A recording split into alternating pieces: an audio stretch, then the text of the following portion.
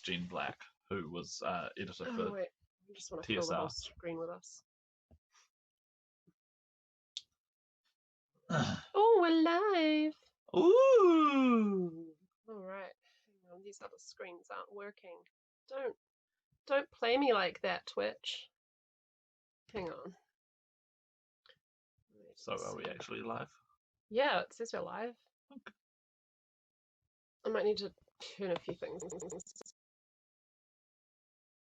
Too many background processes.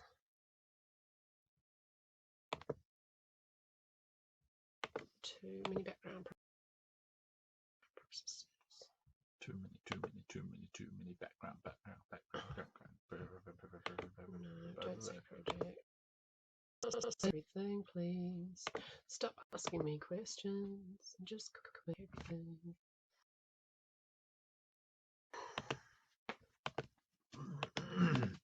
What do we got? Oh, that one might actually be better.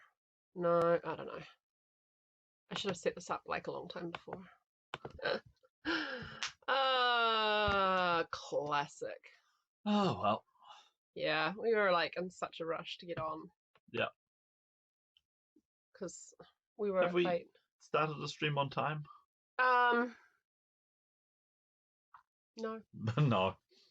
Okay. So why don't you tell me about before? Like, don't talk to me about the books yet. Like, we'll get everything working first. Sure.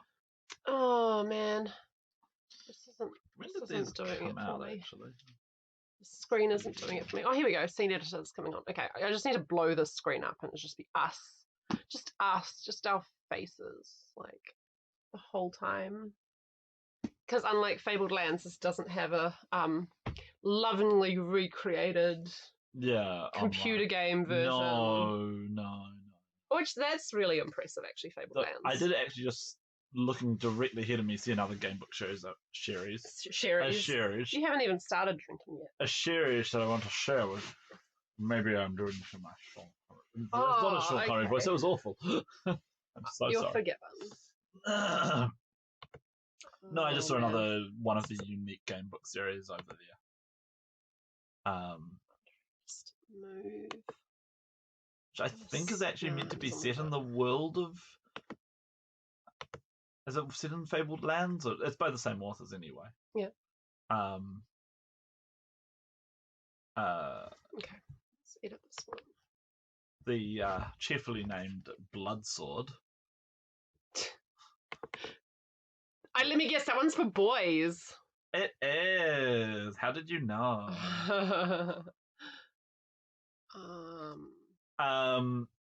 So what Bloodsword does that's kind of weird is it's for an entire party at once. Wait, a game book that's for a whole bunch of people at once? Yeah. So they did there were a couple of like competitive game books where the idea was like you'd get one game book and I'd get one and we'd go head to head. But this is one where you had an entire adventuring party. And so you could play it as one person, you get one character and it'd be high level. Or you could like level down your characters and go, okay, we'll have a bunch of people who are low level. Huh. And the expectation is like, let's say we played together, we'd make a character each, we'd read the book together, and then it would say like, do you have the rogue in your party? And you'd give the book to me, and only I would read the rogue bits, and I'd decide what I wanted to report on to you. Whoa. And it's a 5-book ongoing series. Crazy.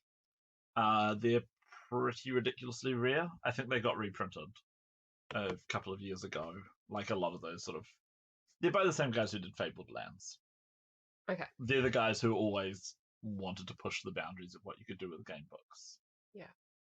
So, I haven't even set this up with a chat log or anything. It's been so long since we streamed. It's like literally been 2 months.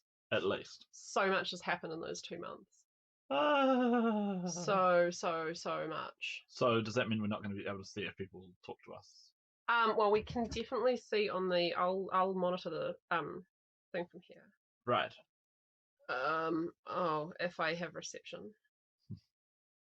I think I will. Hang on. Okay, I think I managed to do that. Oh, it looks like a hot mess. I don't know if that's going to work.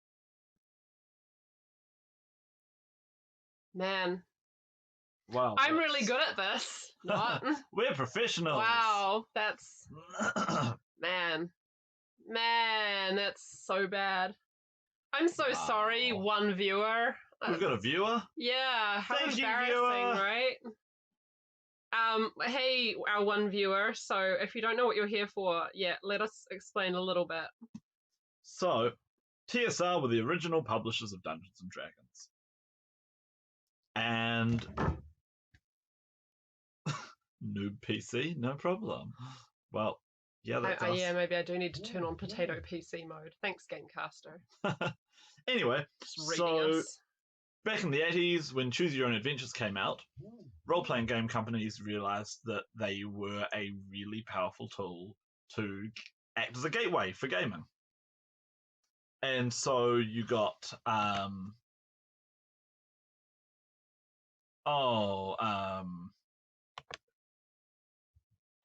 in the UK you had Fighting Fantasy and Lone Wolf, which were made by employees of Games Workshop.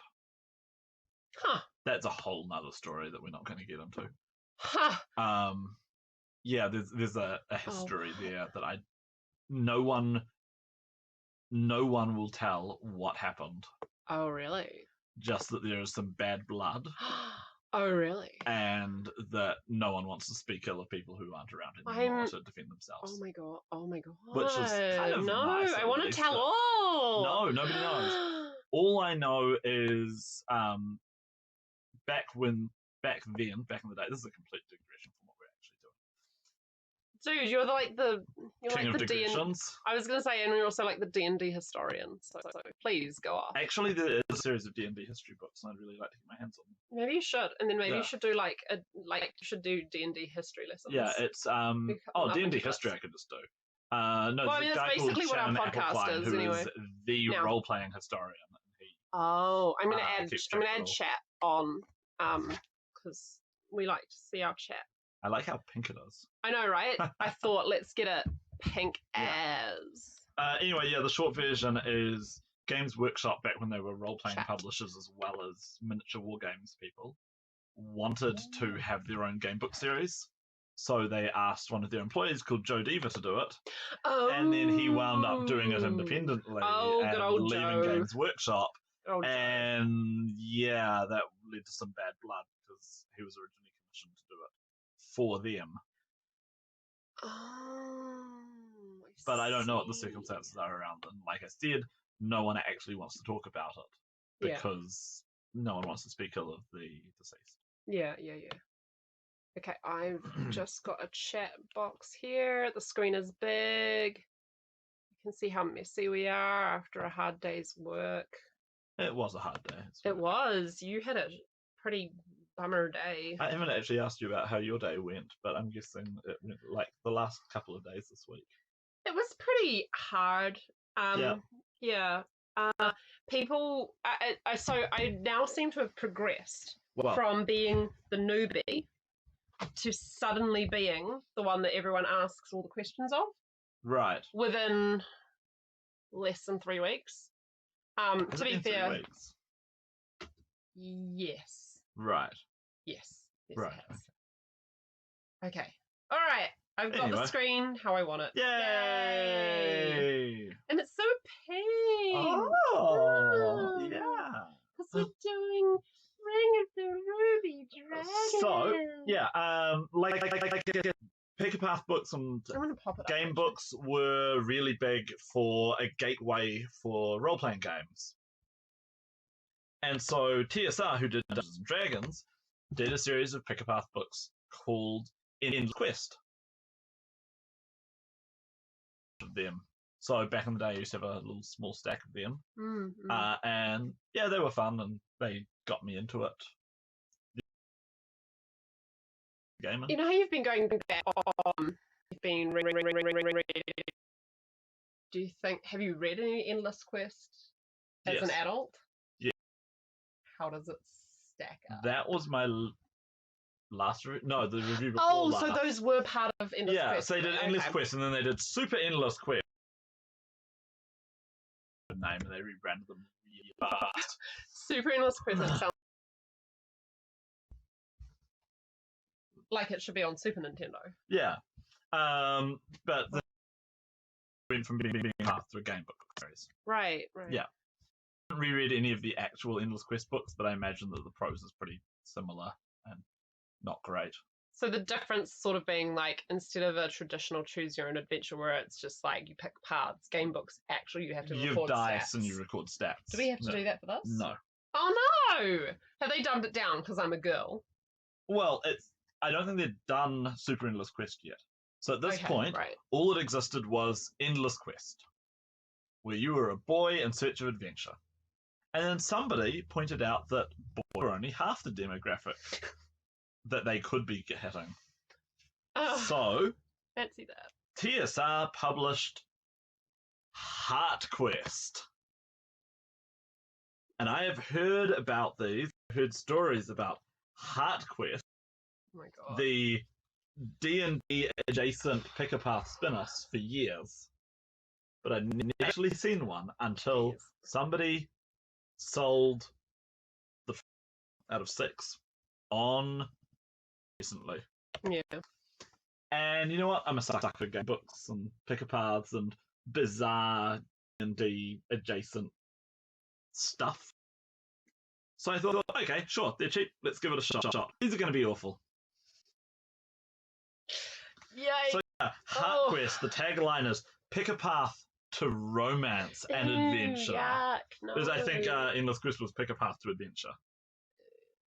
Yeah, romance and adventure. Oh wait, no, is that a Dragonlance character? No, it's just the same artist. Oh, okay. Yeah. I was deigned to. The way I heard about these is that the line got cancelled after 6 books. Book 7, I think, was going to be a Dragonlance one, where you were going to be Goldmoon and get to play out Goldmoon's romantic backstory. Right. And when it got cancelled, the author turned it into a short story, which I'll be reading in a month or so as part of my Dragonlance reviews. Oh, here it is. I got a picture. I'm just going to pop that up there for a little bit of visual flair. Yeah. So anyway, we've got 4 of these things. I actually quite like the cover design of them. They are actually quite appealing, and that's the thing, like, to appeal to girls, you do actually have to have pretty art. TSR, back in the day, did actually have good fantasy artists. Like, some of them... You can't get away with some of the rubbish that you can sell to boys. Some went for cheesecake, but, like, all the covers for these are by Larry Elmore, who's generally, like, he can be cheesecakey, but he's pretty good as far as, like, 80s fantasy art goes. But I like the sort of design where you've got the cover with the sort of cutout with the thing, and then you reveal it, and full art cover with the dragon. It is quite pretty. Hidden dragon. Ooh. So that's quite cool. It really is quite pretty. Yeah. Okay, I'll just pop that up there. And so, all the covers of them have very simple... I'm not sure about the sort of white and the 2 colours, white and another colour. I do like that, though. Dress that they've got overall. It looks a bit bland to me. But I do like this, like, here's our 2 lovers, and then you open the cover, and an evil wizard. Oh my God. That's quite cool. Okay, I'm almost done. Sure. Putting the screen together. It's okay, we're giving people time to show up. Yeah. So we've got 4 of these things. Show up and show out. We've got Ring of the Ruby Dragon by Jeannie Black, who I'm guessing is Jean Black, who was one of the TSR editors. She might have been the editor of the book line at one point. Okay. Sort of one of the sort of stalwarts of TSR. Yeah. Talisman of Valdegard by Madeline Simon. No idea who that is. Yeah. Secret Sorceress. Ooh. By Linda Lowery. Yeah, I guess. Anyway, her. And Isle of Illusion. Or is it I Love Illusion? Fun fact, there was a book series that I read when I was a kid where it loved puns. And so there was a book that was The Isle of View. When I say fun fact, I mean not fun at all. I see. Yeah, the entire series ran on puns. Also, they were not good. Don't read them. You didn't even say what they were, so I guess you can't. Don't read them. Okay, cool. Because they're also, like, you know, as fantasy was back in the day, a little bit sexist. Like, a whole lot sexist. I think they were a little bit racist. I think the author went crazy in later years. Also, we've got our guest star here, who is just off the screen, and it is our cat. Come on, Nim. And she has just blessed my foot. Oh, she didn't come and bless the audience. No, but she blessed my foot, so that's nice. That was very nice for you. Anyway, so today what we're going to be doing is, in honor of romance pick-a-paths for D&D, is we're going to be reading through it. We'll probably pass it back and forward to do different voices, I think. Sure. Yep. And since this is, you know, the girly books, we've got ourselves some, we're going to have some cocktails. What have you got to mix with that? Nothing. It says if you just want as a mocktail, just skip the rum. You need to mix in soda water, though. Oh, we could use the lemonade. It's a good thing we've got that lemonade. Yeah. Otherwise, this would be This shows how many cocktails I've made. Yeah. Yeah.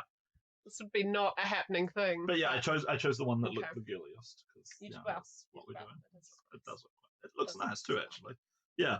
Boysenberry and yuzu. Ooh. Yeah. Okay. Yeah. Okay. So that sounds pretty good. All right. Do you want to run And I've got some chocolate. I was gonna get strawberries and dip in chocolate, but they're out of strawberries. They have the dip in chocolate, but I thought bananas dipped in chocolate. That's a whole nother. That's less romance and more like. Yeah. No. No, thank you. Okay, so I'll pop upstairs and get the lemonade. Please do. Sure. Okay. You can tell people about what else we've got. I guess. Oh, things. So many things. Well, I finally am. No, actually, I'm not finally done with the importance of being earnest. Because, surprise, doing a reunion show in a week and a half. So if you live in Auckland and you missed out on the importance of being earnest because of the little lockdown, then just hop on over to Highwick. But yeah, like come on over and it's gonna be a food truck. It'll be interesting anyway. Hopefully it goes ahead. Hopefully it doesn't rain. Well, I have a friend who missed out on going to the last show, so I've let her know, and it turns out she's busy on that day, so she's very upset.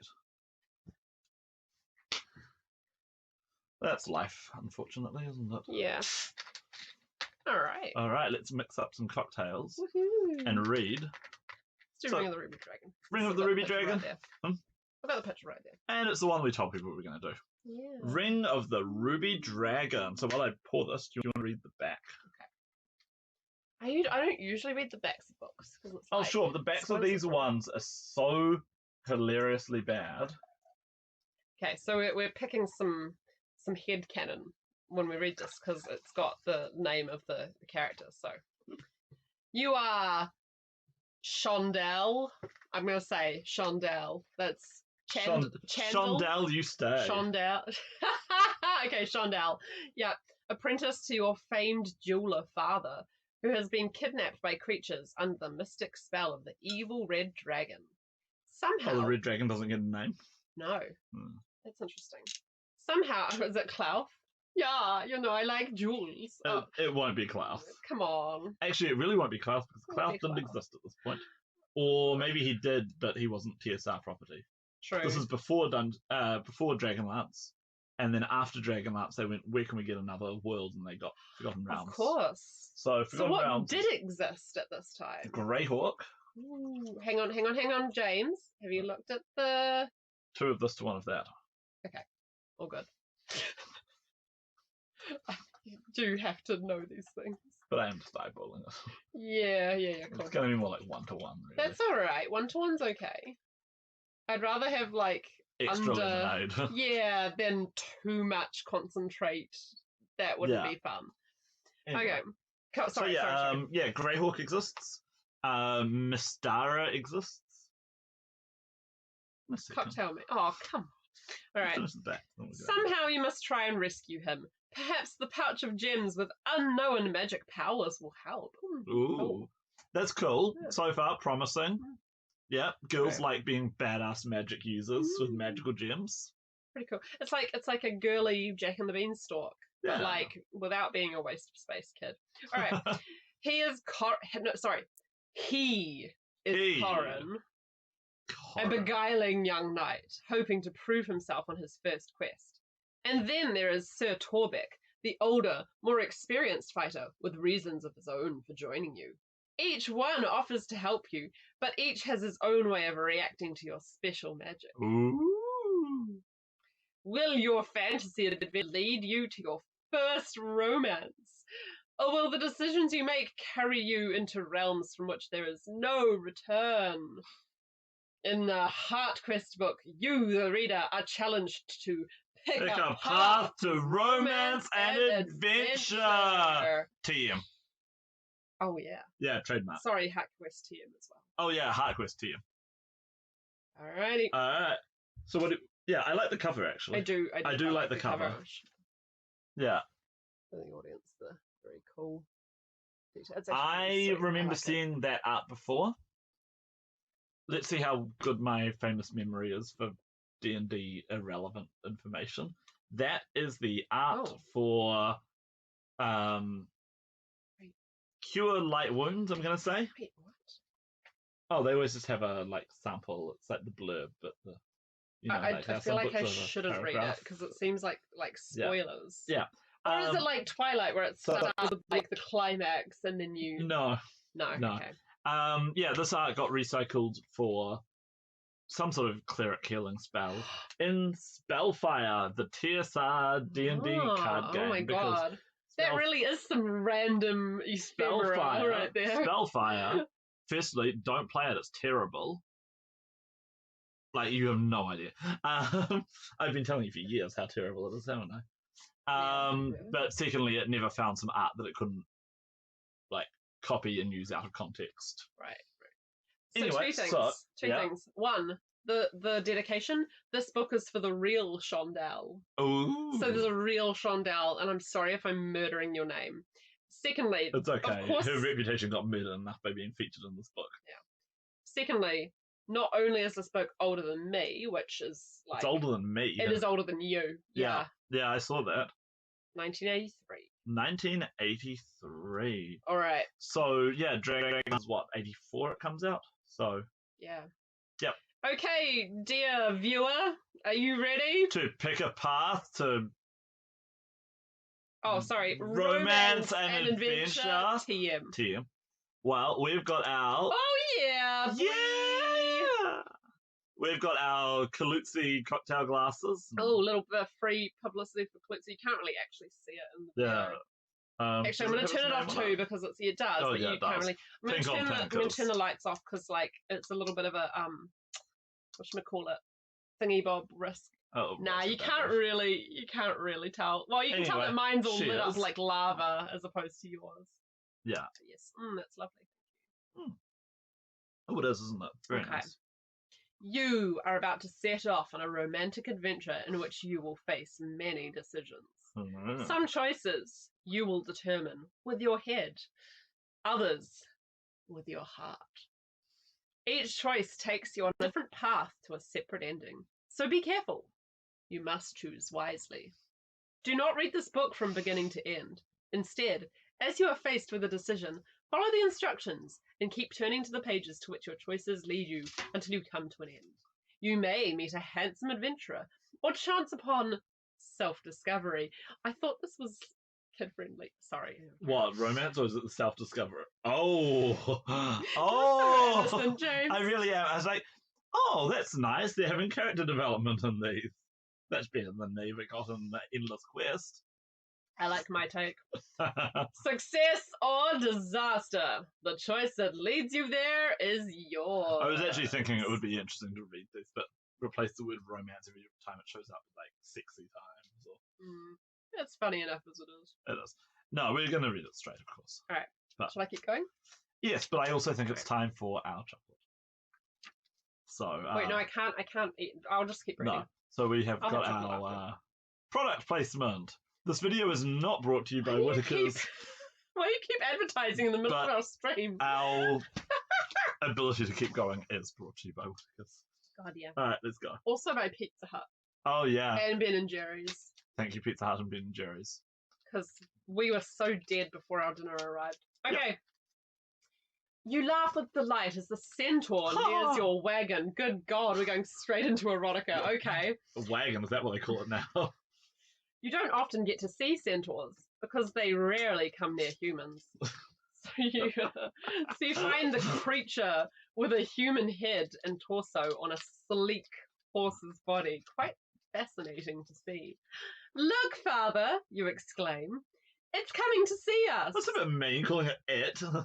But your delight upon seeing the centaur turns to dismay as the centaur's human hands begin swinging a heavy oaken club at your horse. Father, you exclaim, centaurs aren't supposed to be vicious. Why is it coming after us? Hold on tightly, Shandal, your father says. He's just a bit older now. He's a bit Trevor. Every old man I do Trevor. Let's get away from it. You clutch the side of the wagon as your father urges the horse. Dawdle. Dawdle. I like Dawdle's name for a horse, but at the same time, I better not die. I'm going to be very upset if this horse dies. I mean, this is a pick a path book for little girls, so. Yeah, okay. Yeah, okay. they can't hit the horse. To pick up the pace and outrun the malevolent centaur, a shadow falls across your face, and you look up to see two winged lions. What? This escalated quickly. Jeez. Wow. Flying toward you. They look as if they're going to land on the centaur's back. Maybe they're going to help you. Yay, friendly winged lions. But again, something is wrong. The winged lions, known to be good and friendly creatures, are helping the centaur. Together they drag on the traces and try to force your horse to a halt. This got grim quick. I know, right? I guess these are the servants of the dragon. Yeah, I guess. Standing, you brace yourself against the swaying and rushing of the wagon and prepare to leap to the back of the nearest winged lion, hoping to direct it away from your father and the wagon. But as you jump, the creature moves to the side abruptly and you hit the ground. The breath explodes from your body as you land amid Dawdle's flying hooves. One hoof strikes your head. Wow. And you are conscious of nothing else. The end. Yeah, and you died. You died. On the first page. Yeah. Something I've noticed. I always think a good pick a path should give you some choices pretty quickly. You know, you should within like a page or two at most. Yeah, like sure you might have a bit of extra time at the beginning because you've got to set up the whole story, but you know you should have stuff happening. Totes. I mean, it's starting an action scene, which is good, but this is this is a long, long, oh my god, oh boy, long section. Oh damn, okay. When you open your eyes, you feel a pain shooting through your head. And remember the horse's hooves. You flinch as you expect another hoof to strike, but then you realize that you are alone. The centaur is gone. The lions have flown away. Your father is gone too. Father? You whisper, alarmed at the silence surrounding you. Then you rise into your wagon nearby. Surprisingly, Dawdle stands next to it, quietly munching the grass as though nothing unusual has happened. You hurry to the wagon expecting to see your father lying in it hurt. The wagon is empty. Moving out from the wagon in ever-widening circles, you look for signs of your father's fate, but find nothing. No blood, no weapons, no evidence of scuffling, nothing but animal tracks. He must have been carried away by the winged lions. Returning forlornly to the wagon, you sink down on the seat, absently brushing the leaves from your fur-trimmed cloak. What have they done with father, you think, your body trembling in fear. You feel more alone than you've ever thought possible. You have been working as your father's apprentice for 5 years, ever since your mother died when you were 10 years old. Even though you travel all across the land to make jeweled and gold items for the lords and ladies, you've never felt in danger. But now, ...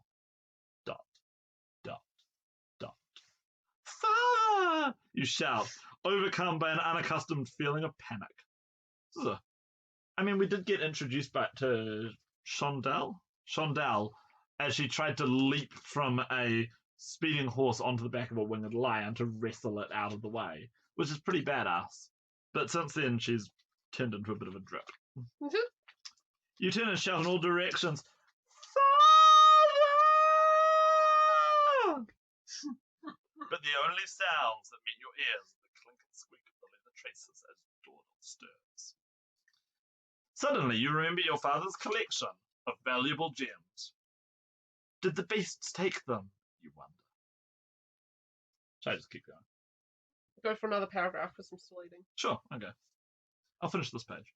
Quickly, you raise the wagon seat and explore the box beneath it. But even as you sort through the things inside, you know in your heart that the matched set of emeralds, the set your father worked so hard to acquire for Lord Darkal, I'm sure he's a lovely guy, is gone. Your heart sinks. Reluctant to give up hope, you move aside some clothing in the bottom of the box. A small leather pouch catches your eye. Maybe they didn't get everything. Lowering the wagon seat, you quickly sit and open the pouch in your lap. Out tumbles a set of strange stones. Certainly not the finely polished gems your jeweler father mounts for the aristocracy. These seemingly ordinary stones must have been overlooked by the plundering beasts. As you start to inspect them, they begin to move. Whoa. One by one, the stones drift out of your hand and up into the air where they form a ring around your head, near the golden circlet that holds your long auburn hair in place. Oh, yeah. No, whoa, they're actually spinning around. I only just realised. Yeah, they're like spinning around. They're like iron stones, which... I was just about to say, they're like the that magic items. Yeah. It's crazy. Yeah. As you note the stones' vivid colours, pale blue, scarlet, banded pink and green, lavender, a beautiful dusty rose, and even a vibrant purple. A faint memory creeps into your mind, a memory of playing with these stones when you were a child. You had tossed them from hand to hand and laughed with delight when they formed the ring, but when your father came into the room, he hurriedly plucked the stones out of the air, scooped them into the bag, and shoved the bag into his pocket. They aren't toys, he had said. Then he sat next to you, placed an arm around your shoulder, and explained that they were iron stones. Oh, I was going to say, are they iron stones? Wonderful stones of magical protection. Each provided a different aid. More power to a strong arm, greater perception, greater dexterity, increased ability to survive without food or water. The lustrous pearl had the power to heal, and the lavender stones could remove magical spells surrounding the victim by absorbing them. So I was going to say, just before I take over reading, iron stones, do they come from something like in fairy tale or mythology, or are they just a D&D-ism? I mean, magic stones seem like a fairy tale thing, but I can't think of a specific thing. All right. Now you remember clearly. Your father had taken one of the stones from the bag, the deep purple one, and said in a voice hushed by awe, "This stone was prepared by a great wizard for a special journey into strange and dangerous lands. It contains magical spells to protect him on the journey." "Are the spells still in there?" you had asked. "Yes, the wizard never used the stone," he replied. "But, Papa, what does the stone do?" you asked, astonished that such a small stone could hold so much power. I noticed that he's Papa now, not father. Or maybe this is in the past. She says Papa. It is in the past. I know, but Papas for little girls. When you're of marriageable age, you say father. Sorry. He replied thoughtfully, "I know some of the spells he put into the stone, my little one, but not all. Perhaps it's better not to ask.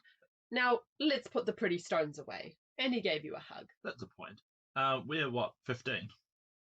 Are we? So, yeah, this is a romance novel where we're a 15-year-old girl. So, ick. And there's an older man who could be our love interest. Ick. Ugh. Remembering, you pick the stones out of the air and return them to their pouch, pondering what to do.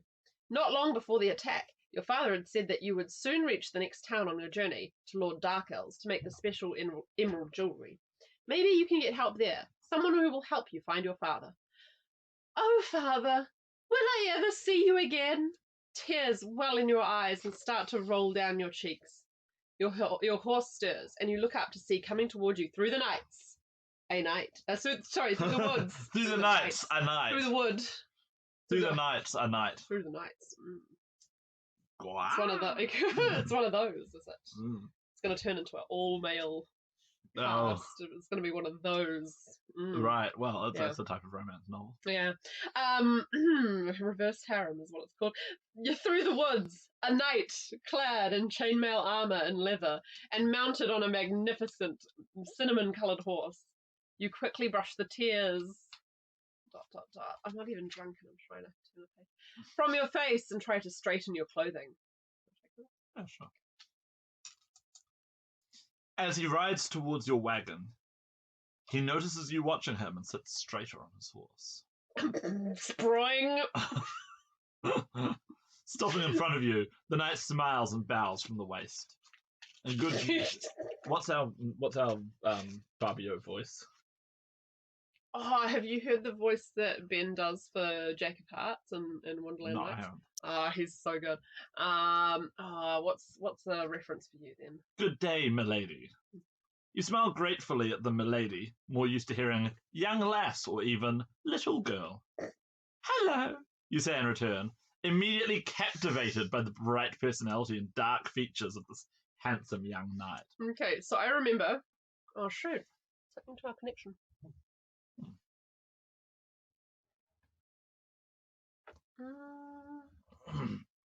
Okay, we're back. I just thought to say, I remember when you listened to the Harry Potter radio books, audio books, and you read Stephen Fry for having a bad female impression. Oh, mine's terrible, but I don't read audiobooks for a living. Also, mine is being deliberately terrible. Thanks, I hate it. But anyway, carry on. Okay, shall I tone it down? No, it's fine. Keep doing it. It's so on point. It's on brand. Let's do it. How do you do? He says, smiling. That intonation was probably wrong. How do you do? He says, smiling. Then he notices the tears you failed to wipe away, and his brow furrows with concern. Are you a maiden in distress? He asks, and quickly dismounts. Wow. And it's like he's got a checklist, like, yes, things you need: chainmail, leather, horse, maiden in distress, tick, tick, tick. And he's like looking around. Maiden in distress, maiden in distress. Ooh! Like he's just happy to have found a maiden in distress. I mean, he is a 15-year-old boy, so. Cute. Yeah. Or, like, something like that. Yeah. He's a kid. Well, I guess I am, you say, reminded of your present plight. What happened? I was travelling with my father when a centaur and 2 winged lions charged our wagon, trying to gain control of our horse, you say, pointing to Dawdle. When I tried to stop them, I fell from the wagon and was knocked out for a while. Are you all right? He asks quickly. Oh, yes, you assure him. But when I woke up, father was gone, and so were all the jewels. I feel like I'm getting the emotion slightly wrong here. Never mind. Jewels? My father makes fine jewellery. Lord Darkel has entrusted us with obtaining and mounting 2 rare and exceptionally beautiful emeralds. I serve as my father's assistant, you say proudly. Oh, what shall I do, you cry, thinking of your losses. I suppose I must continue towards town and try to find help. I once again have food in my mouth. I'm a knight, surprise. Says the young man in armour, stating the obvious. I would be honoured to come to your aid, fair... what is your name? Chandel, you offer, smiling at his uncertainty. Chandel, he repeats slowly, as if savouring the sound. How beautiful. Dude, seriously. Thank you, you say, pleased with his compliment. And who are you? I am Corin. Sir Corin. He blushes and then lifts his chin proudly. Oh my god. I've just finished my training and been knighted. Bilkin here, he pats his horse, trained with me. Congratulations, you exclaim, your image of this knight altering slightly. How exciting for you. Are you on a quest? Oh, I will be when I can find one. But in the meantime, I would be very happy to help you. Your heart leaps at the thought of travelling with this attractive young man, but you hesitate. Would a novice knight be a help or a hindrance in my search for father? You ask yourself. This girl, oh my god. Such reeds. You look at him carefully and notice that the sword at his side shines brightly.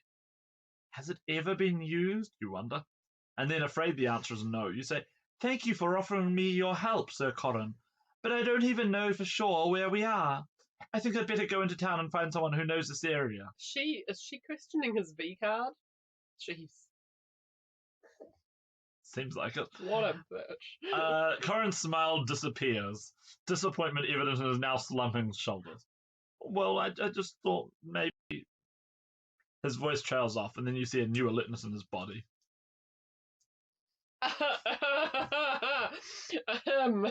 Look! He exclaims, kneeling down. Oh, finally, we're about to hit a decision point. Yeah. Thank God. These are the tracks of the centaur. We can follow them right to your father. It will be raining soon, though, and the tracks will disappear. We must leave now. Then he adds, his shyness forgotten his excitement. I'm very good at following tracks. Dude, you need to work on your sales pitch. I know, right? You feel his enthusiasm begin to remove your uncertainty. Maybe he can help, you think. Maybe he knows more than he appears to know. And maybe it would be fun to spend time with him. You brush at your red gown and cloak, wishing they hadn't got so wrinkled. Why does a jeweler's apprentice have a red gown? I mean, the red's fine. I don't have a problem with that. I think they're just using the word gown, like, generically for olden time dress. Sure. Yeah. Stop it, Chandel, you tell yourself sternly. Be realistic. I can't just go off with this man just because he's attractive. I need someone with experience. Wow. Girl. Okay. Jeez, that escalated. You're about to make up your mind when you think, but I should go hunting for my father while the tracks are still fresh. They might be washed away by the time I return from town with help. You must decide. All right, hit me. Do you want to trust Corin and follow the fresh tracks on the ground? Or will you go to town and find more experienced help? Well, we've got one viewer, so hi, one viewer. If you haven't been put to sleep by this so far, what do you think we should do? Otherwise, we'll talk about what we think, and we'll see if you've got. Corin. I think we should go with Corin too. He's on the cover. I think we make the canon choice. He's on the cover. I think that the old guy is going to be like the obvious bad choice. The old guy is clearly Sir Torbeck. Yeah. With reasons of his own for joining us. I think that there's going to be like a traitor. Not a traitor, more just like a. Do you think he'll take advantage of us? No. I think it's more like if you try and go with him, something will happen where it will be like, and the moral of the story is you shouldn't try and go for older guys. I don't know, like, I just feel like it's not going to work out for Chandel. Okay. I reckon Corin. I also don't know, I don't know how active our viewer is, so. Let's turn to page 110. Ignoring everything else, ignoring the romance options. Like, our father's been kidnapped and we've got tracks that are going to go away if we don't follow them, so. And there's a guy here that's saying, let's go, so. Yeah.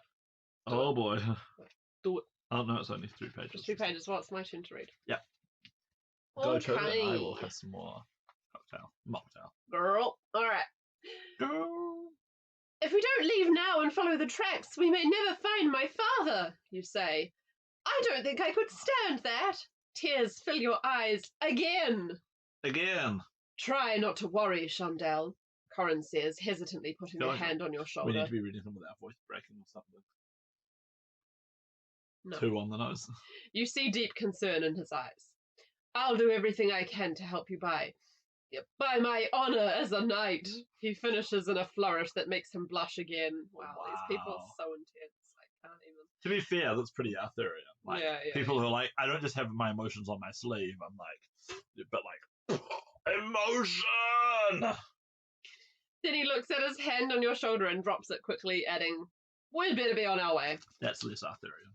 Corin helps you unharness your horse, Dawdle. Do we have to repeat the name Dawdle every time we mention horse? It's my favourite from the book so far. I mean, I just like the fact that every time we mention the horse, we've got to mention the name. We can't just say your horse or Dawdle. We've got to say your horse, Dawdle. Mm. You'll have to leave the wagon and hope to return to it later. Looking up at the darkening sky, you grab the leather bag of magic stones and thrust them into your pocket. Then, before Sir Corin can help She's got you... a dress with pockets. This is a fantasy.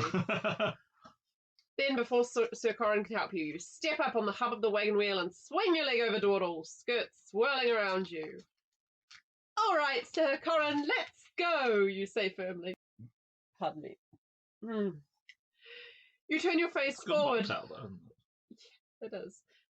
You turn your face forward, determined not to look back at your father's wagon, which you must abandon. The young knight on the I was going to say crimson horse, cinnamon horse, whose name we still are yet to learn. What? No, we got the name. It was something really dumb. It sounded like a squire's name. What did it? Yeah. God, shows how much attention I'm playing, and I'm not even drunk. Playing. Yeah, see, so Bilkin the horse, which is like we had such an A plus horse name for Dawdle, and then we've got Bilkin. I thought it was his squire. I thought he had like a little gnome as a squire or something. Oh, I love that. Bilkin just sounds like an insult, though. Yeah. Yeah. Yeah, Bilkin. Oh, yeah, you bloody Bilkin. All right, anyway. Leads as you follow the distinct tracks of the centaur through the woods. If these are distinct tracks, why couldn't she just do it herself? Honestly, girl. She rolled a 2. I guess. The sky darkens as you enter a dense forest. After an hour, you see other tracks joining those of the centaur, tracks you don't recognize. They come from all directions and make a muddy path through the woods. You're staring at the ground when you hear a faint sound. "Sir Corin, listen," you say, stopping your horse. The knight turns in his saddle and says, "Won't you please call me Corin Shundell? I'm very proud of this, sir, but Corin sounds much friendlier." "Yes, I will, Corin, but listen, please, you bilk." You Bilkin. You Bilkin. You both stop your horses and listen. Maybe we should have gone for the older man. Through the woods comes a faint melody, so soft that it might be the breeze itself. Oh boy, I knew this was going to go blue pretty quickly. "Oh, Corin," you say, your eyes in my nose. Your eyes widening with pleasure. Here's why I panicked. It's a satyr's pipe. Oh God!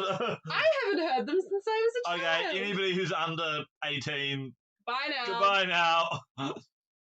Actually, 18 is not old enough. No. Anyone who's under 30? Yeah. Yeah, you're too young. Go away. If it is a satyr, maybe we're nearing the centaur.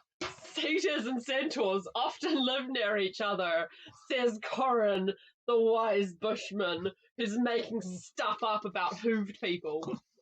Corin reaches behind him and takes up his shield. "We'd better be ready for anything." "But satyrs are friendly." Corin, you see, knows to bring protection. "But satyrs are friendly," you exclaim. Very friendly.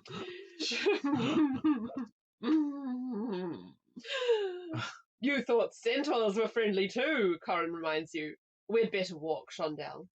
"Why?" Sorry, that's right, I forgot. Shundell aspirates her WHs. "Why?" You ask, Why? confused by Hello, Giggly Kitty! Good to have you. Yay! How much did you miss? Where our father has been kidnapped by a centaur and two winged griffins? lions. Winged lions. Are those just griffins?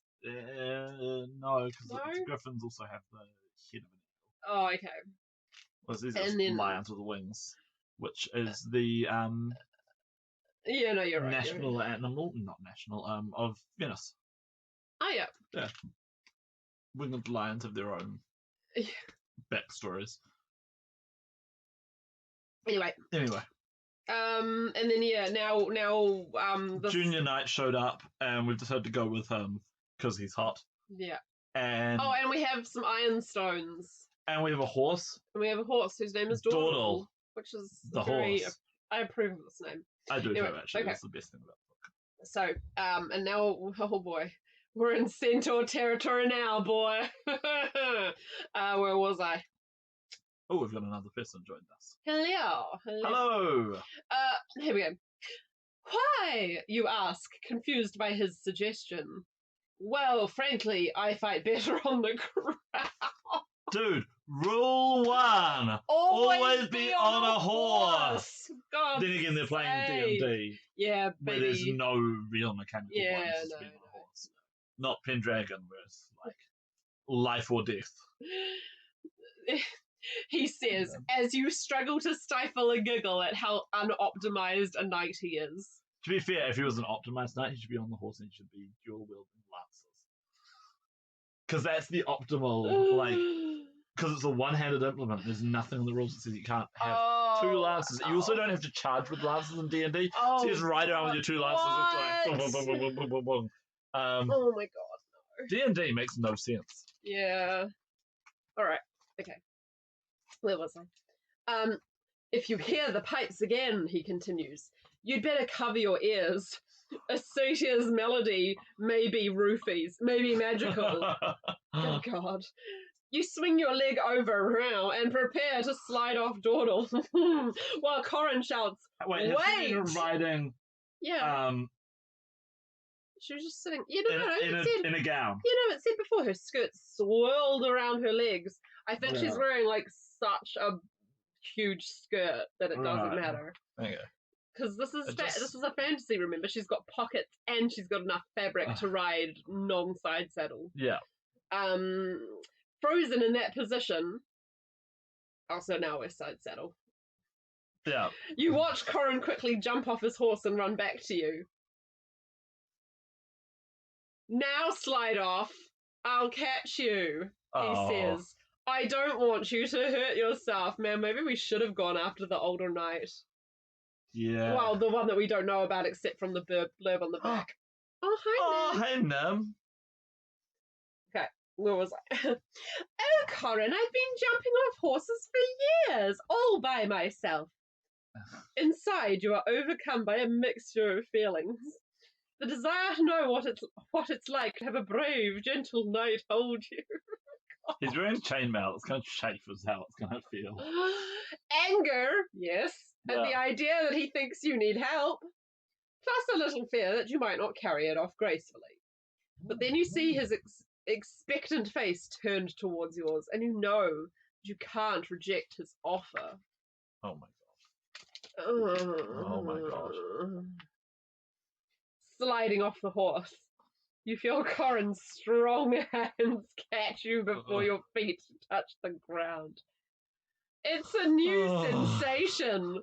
A man holding you close. I feel like I should just have a stream where I read romance novels in a sarcastic voice the whole time. Well, there's enough of them at the library if you want. I could get used to this, you think, enjoying the feeling. Corin gently puts you down. You keep your eyes lowered, embarrassed at being in such a bad show, embarrassed at being close, and whisper, thank you. Then you free yourself from his arms, hurriedly cock your head. Interesting word choice there. Sounds just a lot misogynist. Yeah. 1983. 1983. D&D tie-in pick-a-paths for girls. This is, yeah. And ask, do you hear the satyr anymore? Corin raises his head. If you know what I mean. Corin raises his head, if you know what I mean. A fleeting emotion. I feel like so much of this we could say, if you know what I mean. Crossing his face. No, he says, listening. Suddenly something zips past your head and thuds against a tree behind you. If you know what I mean. What? Wait, suddenly he's aspirating too, Corin exclaims. He looks down and sees a heavy stone rolling on the ground at the base of the tree. If you know what I mean. You quickly look in the direction from which the stone must have been launched and catch sight of several short, human-like creatures with horned heads and hoofed hind legs. They are satyrs! They glare at you angrily, swinging slings in their hands, ready to hurl more large stones at you. Get behind a tree! Shouts Corin. But I can help fight them, you argue, knowing you have a dagger. Which does 1d, isn't it? In first edition, isn't it like 1d3 or something low like that? And knowing, too, that you're capable of defending yourself. Please, Shondell, I'm a knight.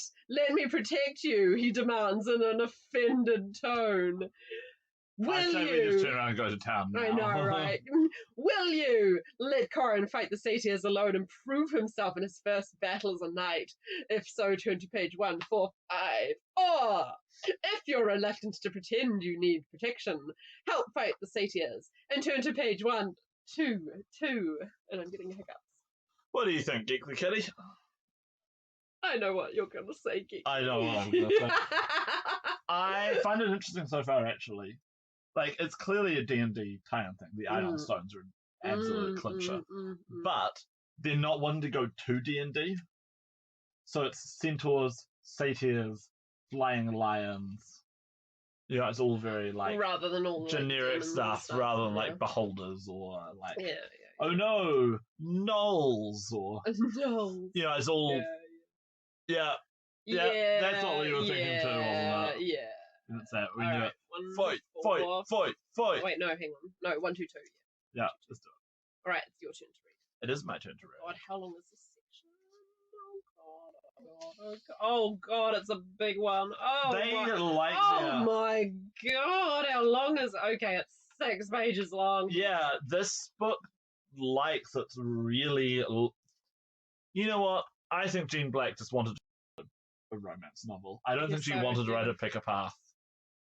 It's barely a pick a path at all so far. Alright. Torn between letting Corin prove himself and helping him fight the unfriendly satyrs, you indecisively finger the chain around your neck. If you know what I mean. Then another stone flies toward you. And you know you can't leave the fight to Corin alone. Your father raised you to do your best in any situation. Shondell, run! Corin shouts as he pulls his helmet into place. You know what I mean. I can't, Corin, you say calmly. I have to fight. And I can, without getting hurt. Without explaining further, you start walking towards the satyrs. For a moment, the creatures are astonished at your daring. But their wonder soon changes to rage as you approach. In their fury, they forget their slings and start throwing rocks as fast as they can. Oh my God. But no thrown rock can hurt you. What you hadn't taken time to explain to Corin is that an amulet that protects you from missiles of any kind hangs from the chain around your neck. What? This is a Monty Hall. What? Like, how many magic items does this girl have? She's got what, like... Mary frickin' so up in here. She's got like 6 ion stones. Those things are legendary magic items. Who the hell is her dad? Mordenkainen? Jeez. Mordenkainen's sappy daughter. What level spell is that? And level 15? That's how old she was, right? I don't know. Oh. Anyway, an invisible shield surrounds and protects you from any thrown object. Shondell! Corin shrieks again. It said he shrieks. He shrieked. He did. It's all right, Corin, you say. See? The rocks can't hurt me. But you've got to stop these beasts. Why? They're not doing anything. They're literally not doing anything. They're throwing rocks that are going like... This is like white girl walking up into like... Yeah. Look at them doing violence to me. Defend me, white man. So our option of fighting was, in fact, to just walk forward, knowing that we were immune to their attacks, and then get him to fight for us. Okay, alright. The satyrs, frightened at seeing their rocks and bounce harmlessly away from you, run when Corin's sword sweeps through the fray. Moving in the wake of your invisible shield, Corin dodges the rocks, his sword flashing and wounding each satyr it meets. What she said. I know, right? Soon the battle is over. Okay, so our option of fighting involved not actually fighting at all. What? Did I even pick the right end? I think it was 110. I think the page. Yeah, no, you can't leave the fight to Corin alone. Oh, what? As our contribution was to. What? Well, I guess we were like a living shield for him. Because otherwise they might have thrown rocks at him, and what would he have done without an invisible? Oh, right, he's got an actual shield. As the last satyr dashes out of sight, Corin turns to you and raises his sword triumphantly. We did it, Chandel! Only with the chick tanking for you? Jeez! Then he drops his sword and gives you an enthusiastic hug. It feels... You know what I mean?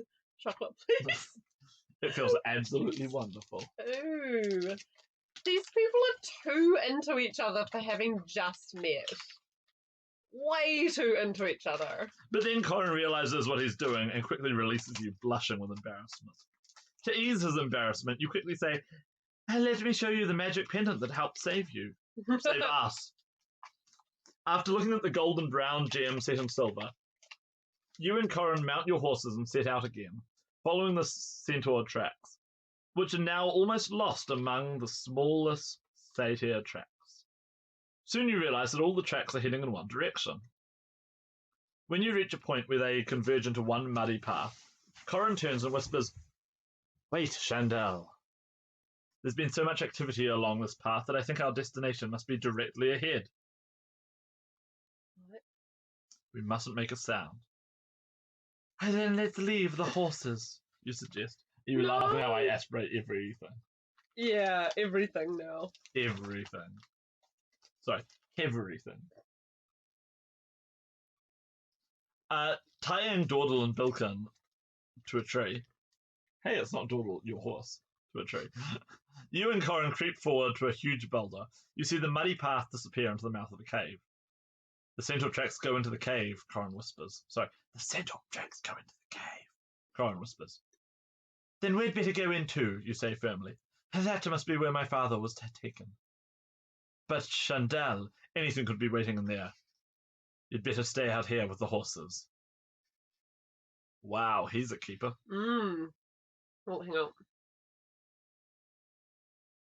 Yeah, why would you leave the horse? Well, I guess horses aren't so great in a cave, but... True. I don't know, I say we take the horse and we leave Sir Corin outside. Yes, please. Yeah. Dawdle can protect us. He's my father, Corin. Then you think of the special help you can offer and reach into your pocket for the leather pouch of stones. Look, you say, pouring the stones into your hand. Corin's eyes widen as the stones begin to circle your head. What are they, Chantel? You explain what your father... They're what you don't have, Corin. Stones.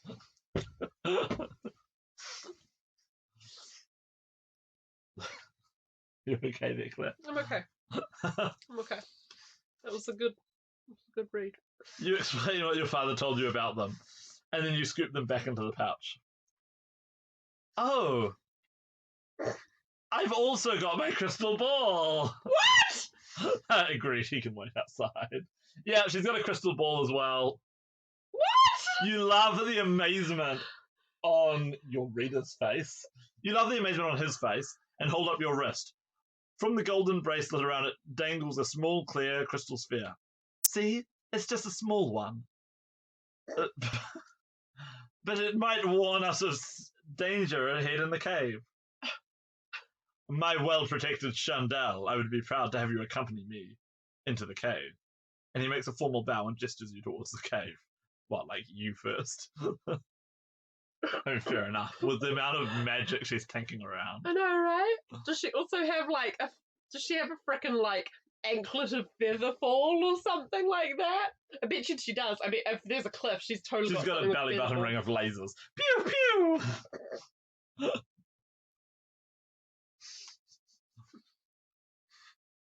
I bet she's got something that will solve any obstacle we come across. Absolutely. If we need to get down something, she's going to have a thing of featherfall. We need to get up something, she'll have something of levitate. I'm just thinking of all the possible piercings and what they do, but anyway, carry on. Oh, behave! Oh, behave. Corin leading, his sword held ready. You enter the dark mouth of the cave. You feel protected as you walk behind the knight, but each step that you take, Sir Corin, you go second. She should be leading. Yeah. She's the tank. But each step that you take deeper into the unknown darkness makes you feel increasingly apprehensive. Then you round a corner and see a faint light ahead. Enough light that you can see into your crystal ball. Relieved that it reveals no creature waiting for you, you breathe more easily and become curious about where you are. As you walk, the light increases until you can see more of your surroundings. The dark rock of the passageway walls is worn smooth. As the light grows brighter, you realize that the rock itself and the floor under your cream-colored leather boots as well is a deep, luminous red, almost the color of blood. Whoa, what? That escalated. Rounding the corner, you stop abruptly, blinded by the bright light given off by torches mounted on the wall. Wouldn't we have seen the radiance around the corner, rather than just going around the corner and being like, whoa, torches! Surely. Yeah. Once your eyes adjust to the light, you can see that you have entered a small but richly furnished room. Okay. A plush carpet cushions your feet, and a soft couch dotted with a scattering of patterned cushions stands invitingly against one wall. The torches are mounted in ornate jeweled holders, and the walls are veiled in heavy velvet curtains that seem to deny the fact that you are in a cave. I was gonna say. And that like an army of centaurs and satyrs have come by here. Through this luxury apartment in a cave. Have like trotted their mud in across the plush carpet. Wow, okay. Jeez. Do you suppose someone lives here, you ask? It certainly isn't a usual cave, Corin replies. Thank you, Captain Obvious. Maybe I can find someone, you suggest. Holding your bracelet wrist in front of you, you peer down into the crystal sphere. You turn slowly, letting the crystal ball reveal all directions. You're about to say that no one is near when you detect movement in the ball. Corin, you whisper harshly. Someone's coming! Behind us!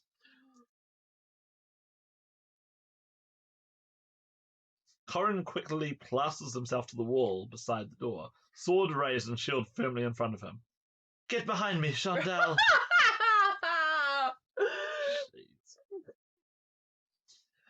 You've just moved back against the wall when you hear a rustling sound coming from the doorway.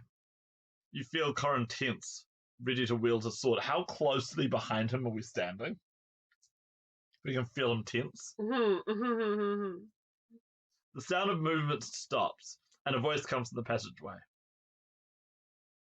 Now, if the young man holding that sword so fiercely will kindly lower it, I'll enter the room. The voice is low, gently accented, and lyrical. I feel like ContraPoints dwells in this cave. I'm now picturing that. You feel Corin startle. We really are standing like right behind him, aren't we? But he doesn't lower his sword. You, on the other hand, want to know who or what is beyond the doorway. Unfortunately, your crystal ball is too small to provide a clear view. Put it down, Corin, you demand in a whisper. We don't know who it is, he insists. And you'll never find out if you don't lower your sword, you say fiercely. We seem to be getting nowhere, the voice says. Well, I'm coming in. I'll just have to trust that you won't use that sword on me. Into the room glides a woman with a long, gleaming black hair tumbling over her shoulders. She is dressed in wine-red velvet, decorated with brilliant jewels of many colours. Mummy, is that you, or is this Daddy in his drag persona? Yes, please. I would live. In the 80s, I think it's unlikely. Yeah. You feel Corin's sword arm jump slightly in astonishment as she turns towards you, and you see that she is breathtakingly beautiful. Okay, so is she our real love interest? Or is Corin ditching us for an older woman? I would live, but no. This is the 80s. Yeah. His skin has the glowing No, she's translucence. clearly evil. She's clearly Her skin has the evil. glowing translucence of a prize pearl, and her eyes, which are slightly slanted, appear to contain the knowledge of the world in their dark depths. She's clearly evil because she's a black-haired lady who lives in a cave. Here's a picture. There she is. Yeah. Yep. And who have we here? She asks. You know that her dark eyes focus fully on Corin, and somehow you don't feel included in her question. Yeah, she's some sort of like I called Sir Corin, milady. Corin stammers as his sword arm drops. You watched, made as you see Corin blush and look pleased. You doubt if he's even aware that you're still behind him. Well, he's going to be aware, you think to yourself. You move out from behind him and say icily, and I am Chandel. Who are you? Oh god, she's so evil. The raven-haired woman steps back slightly and slowly looks you up and down with an air of total indifference, making you feel small, insignificant, and ugly. Oh my god. She seems to reject you as beneath her notice and turns back to Corin. What? As a cat-like smile flickers on her face, she says, I am called Wavala. Wavala. Like a wyvern. Oh, I hope she Wyvala. I hope she's a wyvern. I really do. Fun fact, I've got a D&D book, a novel, about a guy who turns into a wyvern. And he's Bertie Wooster. What? Yeah. I've got a D&D book where the author's like, I'm, rather than do a Conan the Barbarian pastiche or whatever, I'm going to do Jeeves and Wooster, but Jeeves has, Bertie has to investigate, so Georgi Wyvernspur has to investigate who broke into his family crypt and murdered his uncle, the Archmage, because his terrifying aunt is telling him to do it. Oh my god. And then fight undead and become an adventurer and learn how to turn into a wyvern. It's actually pretty awesome. Oh, and he has to team up with an intelligent donkey to do it. When I got rid of my D&D novels, this is one of the ones that I kept. I think you can see why. Smash Mouth came into my head when you said that he's with a talking donkey. No, it's a halfling rogue who stole a purse and got polymorphed into the form of a donkey. And so all she's able to do is she figures out what's going on much faster than he does. And so she's got to go around and help him out in the form of a donkey. Okay. Yeah. I still have Smash Mouth stuck in my head. It's a pretty fun book. Yeah.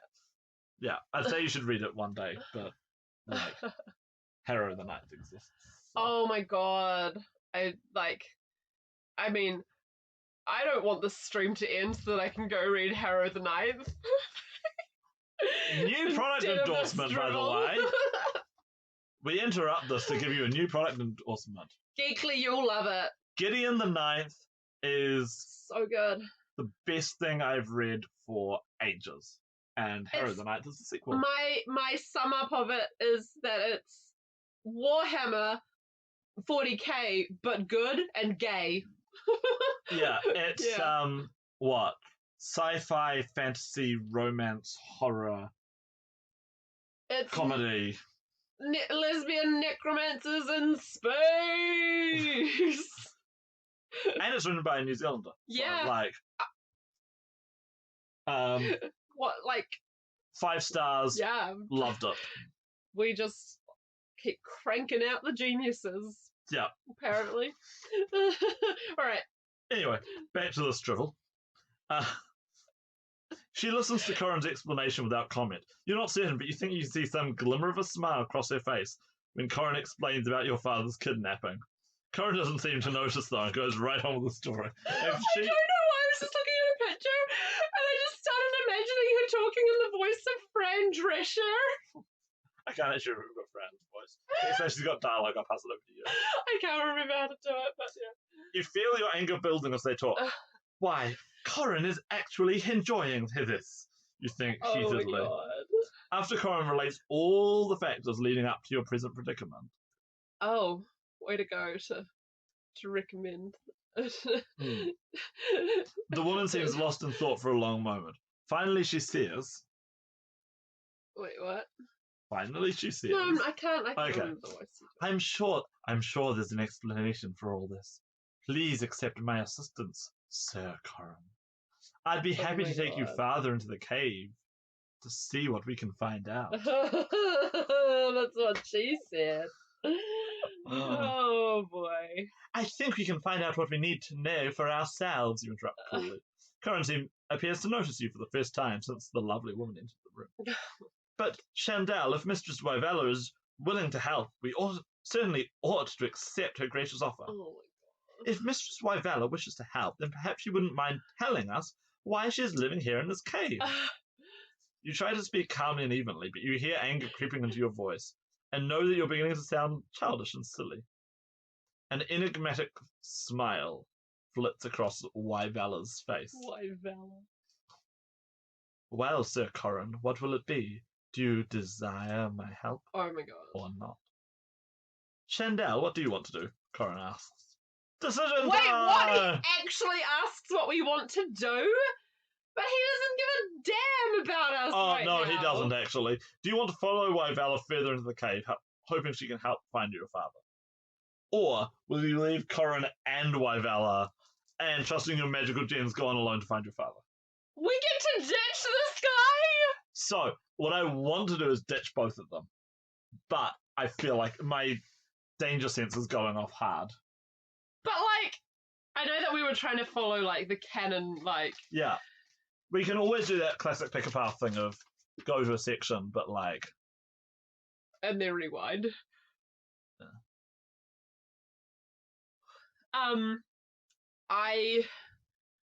I mean, we started off like, oh, let's do the cat, because obviously Corin is like the canon boyfriend ending, but like, I hate him, and so I don't hate him, I just think he's a dweeb. Well, Giggly has spoken, so looks like we're ditching them. Yeah, looks like we are ditching them. Bye now. So, I'm going to get a bookmark and put it in there, because I think we're going to die fast. Do you think we die in this book? No. I don't think we do. Hang on, I've got some bookmarks. I've got some up here. Oh, you do? Okay. I'll put up Pendragon Feast powder. Ooh. Feast, feast, feast, feast. Fun together. Oh, that's nice. Nice. Cool. Alright.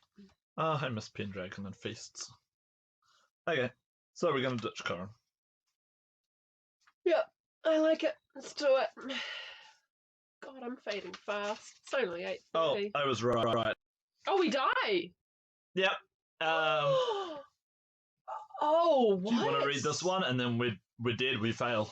Oh, shoot. I don't know if we're dead, but we fail. We'll go back to where we came from. Oh. Yeah. Oh, shoot. Okay. I knew my genre sense was just... Genre sense? Genre sense. Genre sense? Genre sense. Genre sense. Oh, my genre sense. No, Why don't we split up, Corin, you suggest? You go with Wyvella down the passageway, you say. Another cocktail? Pointing, yes please, pointing in the direction from which Wyvella appeared. I'll go explore the passage leading out the other side of this room. Corin looks as though he's about to interrupt you, so you rush on. I've got my gems and my crystal ball to help me stay out of danger. No, Chandel, Corin says firmly. Chandel, you stay. I said I would take care of you. You breathe again, overjoyed that he has chosen you over this woman. But your joy is short-lived, because he then adds, come, Chandel, come with Wyvella and me. She has been good enough to volunteer to help. I don't want a threesome. I know, right? We certainly ought to accept her offer. He looks so young and vulnerable, you think? But if that's what he wants, what? Suddenly, you have the mind of a 35-year-old woman. I don't know. I don't know. No, Corin, but thanks for your help. You go on with Wyvella. I'll meet you later. You walk swiftly out of the room with a flick of the hair. Oh, eye roll. Yeah. No, don't worry, we're ditching him. Don't worry. Well, I mean, then we're going to go back and do the actual thing. Yeah. You walk swiftly out the room, turning down the second passageway. At first, you see only stone corridors, and then occasionally a small room, as each is luxuriously appointed as the first. At each corner of the passageway, you study your crystal ball to see if you are about to meet anyone, but the ball stays clear. But then you turn a corner, and the crystal ball takes on a bright red hue. You know that you've entered a special area of the cave. Here, pardon me. The rooms look brighter and even more luxurious than those you've already passed. These are huge, with gem-studded floors piled high with soft cushions. Draperies of fine silk accented with tassels of real golden thread fall in graceful folds from the ceiling. You see everywhere little niches in the walls holding special items of treasure, jewelry, ornaments, statues, all composed of precious metals and gems. You inspect each with growing eagerness and professional appreciation. Finally, you reach what appears to be the largest room of all. In it, you are drawn to the sight of a perfectly round sphere of gold suspended in mid-air. You walk towards it, marveling at its incredible craftsmanship. As you gaze into its polished surface, you hear a shuffling sound, and in the ball, a red shape appears behind you. Oh, God. Oh, God! Yeah. You gasp and turn, terrified of what you see. Facing you is a huge winged dragon in the deep blood-red colour of a ruby. It towers above you. We're dead. Clearly enjoying the fear its presence induces in you. Corinne, where are you? You whisper, more as a wish than as a call for help. Sorry. Oh, what are you? Yeah. I've been keeping that young gentleman well entertained, yeah. Oh, the dragon. Wybella is the red dragon. Oh, damn it, no! I wanted it to be Cloud. No, it's never going to be Cloud like it's here. Says the dragon in a deep voice containing a great deal of feminine pride. Then you recognize the look on the dragon's face. It's the same cat-like look you saw across Wybella's face when she met Corin. Wybella! You cry. And for a moment, the dragon's face is replaced by that of the slant-eyed woman. When you blink, you see only the ruby dragon. Why, Wybella? I thought you might have said something devious about me earlier, yeah, the dragon says. I can, of course, assume the identity of whomever I wish. Allow me to introduce myself. No, it's not. I am Radel. I see you have been admiring my decorations. I went very vampiric in the end. Yeah. Yes, so many lovely things. I do sell a lot of wank. You murmur, puzzled at why you're standing here conversing with a dragon! Exclamation mark. What else would you do with one? Here, let me offer you some hospitality, says Rydell, and it, even though we know it's a woman, holds out a moisture. Dragons have gender too, if they want to identify as a gender. Then. A moisture-covered goblet, surrounded by gold and silver threads, intertwined. Wait, what, a delicate... moisture-covered goblet? Yeah, that's what it says. I feel like it's like a misting, like it's a cup with like mist roiling out of it. Gold and silver threads intertwined with delicate patterns. No, thank you, you stammer, turning toward the doorway, but Rydell's foot, boom, reaches the door before you. You stop abruptly before running into the sharp talons turned toward you. Are you quite sure you wouldn't like some water? It's very special water. Wow, you're a dragon. This time so firmly that you know there can be no answer, but yes. As you drink from the beautiful goblet, you feel the sense of urgency draining from you. Your eyes are spellbound by the goblet itself. You took a roofie from a dragon. And you know that you can live with such splendid things forever. Yeah, you're not wrong. You're not wrong.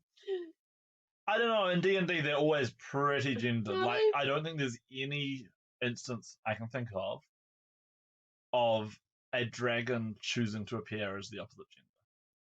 All you have to do Which is like kind of whatever. weird because really, like, a dragon is pretty genderless. All you have to do is whatever the magnificent rider asks of you, says the ruby dragon in a surprisingly gentle voice. Come, we will go find your father, and you may work alongside him at his jeweler's bench. I understand that you have acquired your father's skill at making beautiful things. I have many gems that need proper care. That will be your job.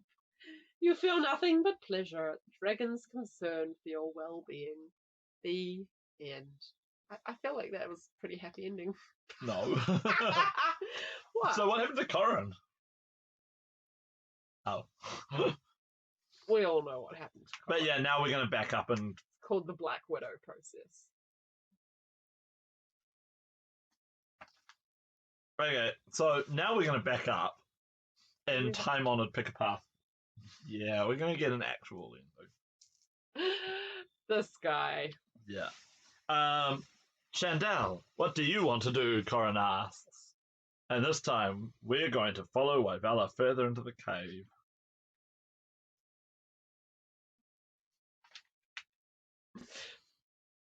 Oh, wow, it's only 2 pages. It's only 2 pages. Good God. Yeah. Please, stop looking at spoilers. Yeah, no, it's exactly what I thought. The tracks of the monsters who took your father certainly come into the cave. You've no doubt about that. Wyvala clearly lives in the cave system, so she must know something about the other inhabitants of the cave. Suddenly you feel silly to refuse her offer just because you feel a bit jealous of the attention she's paying to Corin. You silly girl. Oh my goodness. Let's go with Wyvala. Sorry, with Wyvala. Wyvala. You say. Wyvala.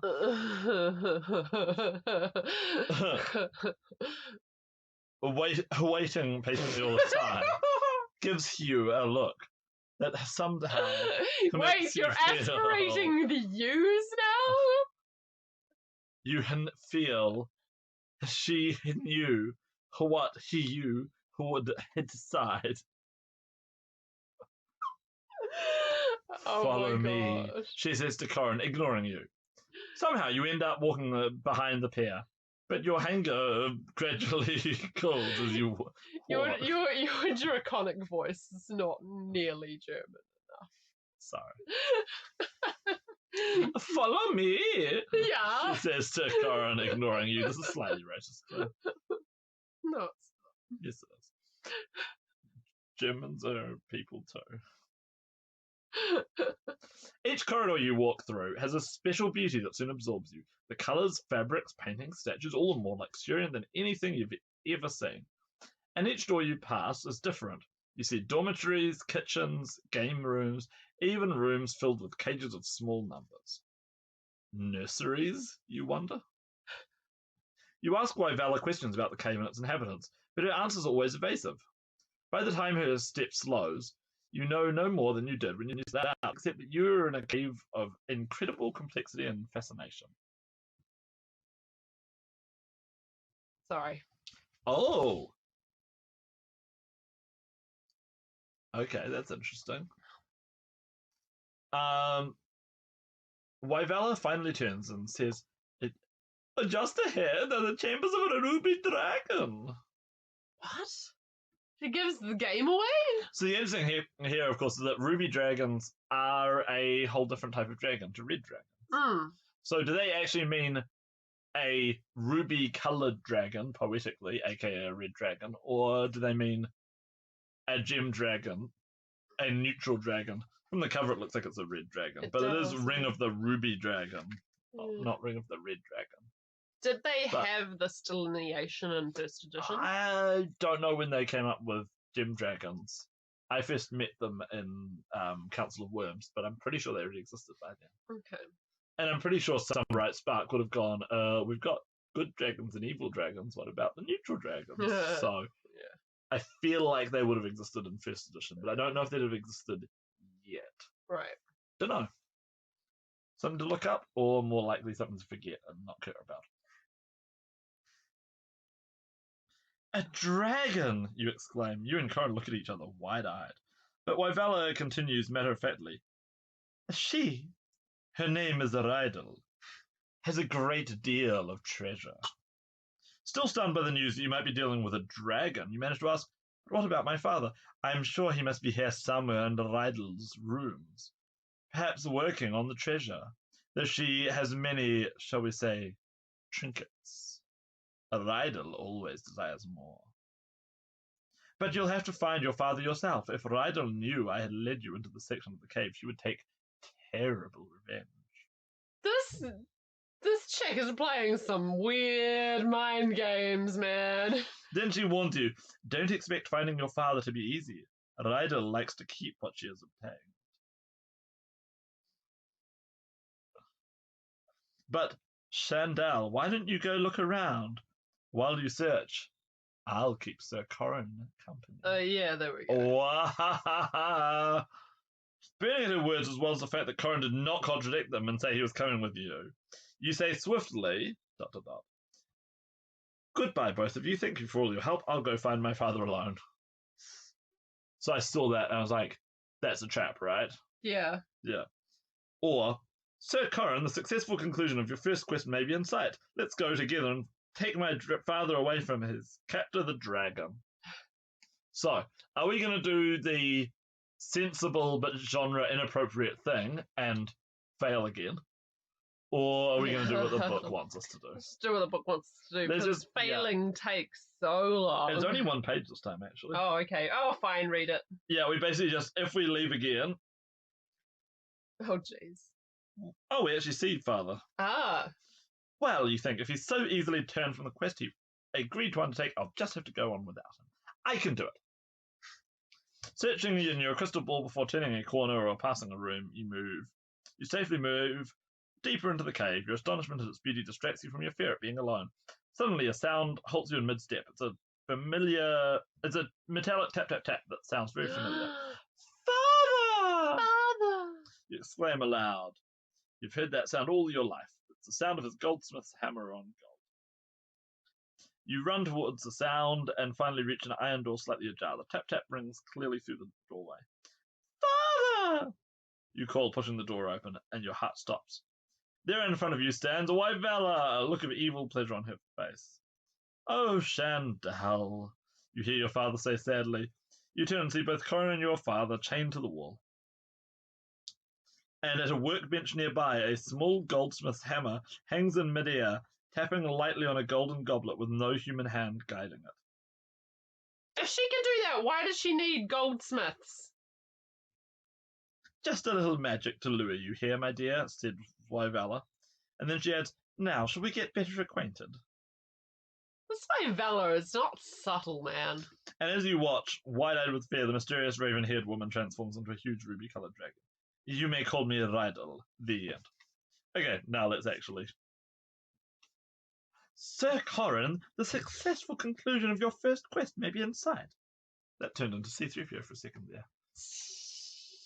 Let's go together and take my father away from his captor, the dragon. Let's. Oh, and this is the final section. What? Yep. Is it that short? It's that short. What? Because Did each we of the fail? No, we're going to succeed. This is the end. We get our happy ending. What? Each of the sections is so huge. So what happens if you go into town? We never even met Sir Torbeck. Yeah, because we never went into town. Okay. Oh, better acquainted so we get the good ending. Girl. Corin looks startled and seems to snap out of Wyvella's enchantment at your reminder that he's on a quest. He looks once more at Wyvella and turns slightly red, then stammers, thank you for your help, Wyvella. Shandell and I will look for her father together. He must be around here somewhere. You and Corin walk rapidly away from Wyvella into the chambers of the Ruby Dragon. Ooh, I feel like we chose the appropriate drinks. Yes. You turn many corners in looking for clues to your father's presence. Wait, are we just going in a circle? I guess. Continuously searching your crystal ball for any warning of danger ahead. Seeing none for several minutes, you begin to relax and enjoy the many visual surprises the cavern contains. If we want something visual that's not too abysmal. Okay, I have a new thing for Rydell. Rydell can be a Frankenfurter. I mean, it does change genders. Yeah. From dragon. Dragon doesn't find gender, really. Gradually, however, a sound begins to penetrate the silence of the cave. You become aware that for some time you have been hearing a faint tapping in the distance. If you know what I mean. What's that sound? You whisper. The sound of self-discovery. Whisper.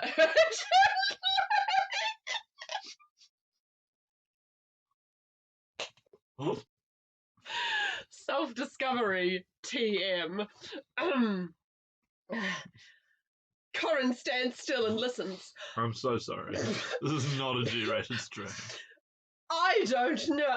It's him! You interrupt. Listen! And then you distinctly hear a metallic tap, tap, tap. That's him! You exclaim. I'm sure that noise is my father working on gold with his hammer. I've heard that sound all my life. Come on! And you run quickly down the passage towards the sound. Slow down, Chandelle, Corin says. The dragon might be with your father. Chandelle, you stay. The dragon might be with your father. Oh! What happened to Wyvella? Oh, we just said, like, bye. We ditched her. We're wandering around your house now, Wyvella. See ya. I was like, okay. Stopping abruptly, you turn back toward the young knight behind you. Concern for you shows on his furrowed brow. That's no way to treat such a handsome face, you think? I should not try to cause him such worry. Oh my God. But you're pleased that he cares. As Corin joins you, he smiles and says, so inappropriate at this time. I really would like an opportunity to get to know you better. And I don't think I'll have a chance if you go dashing headlong into the dragon.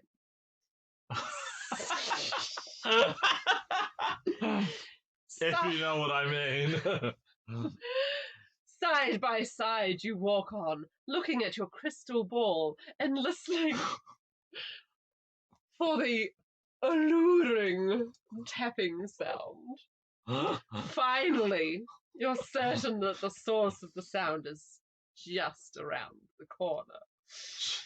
Corin tiptoes ahead of you and stands on the opposite side. What happened to all the centaurs and the satyrs? Oh, who cares?